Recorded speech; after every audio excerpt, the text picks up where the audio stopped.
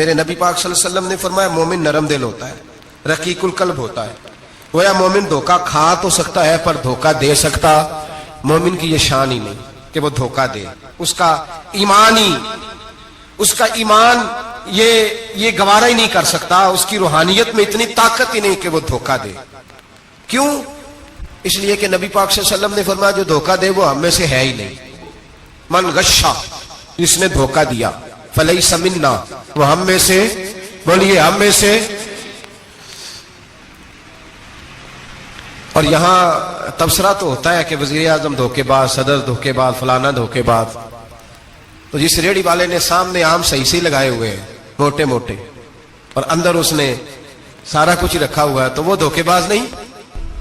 جو دکھا رہا ہے وہ دے گا بھی کہ نہیں؟ تو اس نے دکھانے کے لیے چیز اور رکھی ہوئی ہے اور دینے کے لیے، تو یہ دھوکہ نہیں؟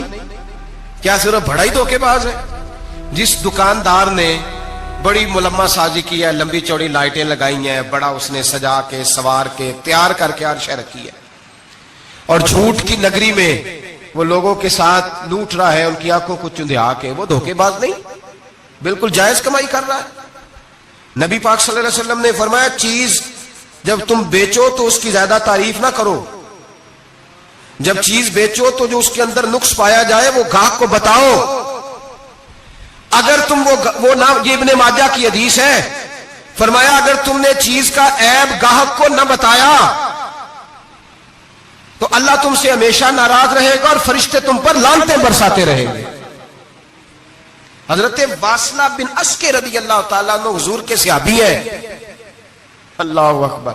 اچھا پھر عجیب تماشا ہے، لوگوں کا چیز خریدنے جاتے ہیں تو نقص نکالتے ہیں، اور جب بیچنے جاتے ہیں یہ ناراض نہ ہوئیے گا، یہ نیچے سے لے کے اوپر تک، چھوٹے سے لے کر بڑے تک، جو بھینس بیچنے جاتا ہے وہ بھی 4 دن اس کا دودھ نہیں دھوتا، کہتا ہے منڈی والا ہی دھوئے گا.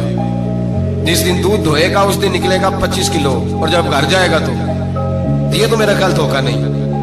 اس کو پوچھتے ہیں کیا بنا، کہتا اللہ نے سونی روزی دی ہے. تو کر کے کیا آیا تو دھوکا، فریب، فراڈ، دھوکے بازی.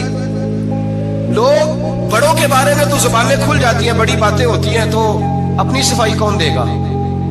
اپنے اوپر کون؟ میں کسی کی حمایت نہیں کر رہا، یہ بھی جلدی درجہ آ جاتا ہے فٹافٹ 1 منٹ میں. لوگ کہہ دیتے ہیں کہ محبت تو سیاست کا چلن چھوڑ دیا، ہم اگر عشق نہ کرتے تو حکومت کرتے. وہ معاملہ الگ ہے، لیکن مسئلہ یہ ہے میرے بھائی کہ دھوکے بازی ہر ایک کے لیے اسی طرح حرام ہے، ہر ایک کے لیے جس طرح کے اس کا حکم موجود ہے. حضرت واصل بن اسکے رضی اللہ تعالیٰ عنہ صحابی تھے. ان کے پاس ایک شخص گیا، اس نے جا کے نا تو ان کے گھر سے اونٹنی خریدی.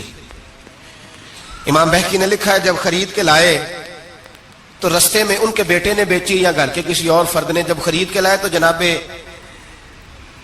واصلہ بن اسکے رضی اللہ تعالیٰ عنہ کی ملاقات ہوئی. تو آپ پوچھنے لگے بھائی یہ تو اونٹنی میری ہے، میرے گھر سے خرید کے لائے ہو؟ کہا ہاں. فرمانے لگے تم نے کیا کرنا ہے اونٹنی کا؟ بک گئی، ٹھیک ہو گیا، ہوش میں عقل میں خرید کے لایا، بات ختم ہو گئی. بلکہ ہم تو کہتے ہیں وہ لکھا ہوتا ہے دکانداروں نے خریدا ہوا مال واپس. واہ جی واہ، یہ کس کا فتویٰ ہے یہ؟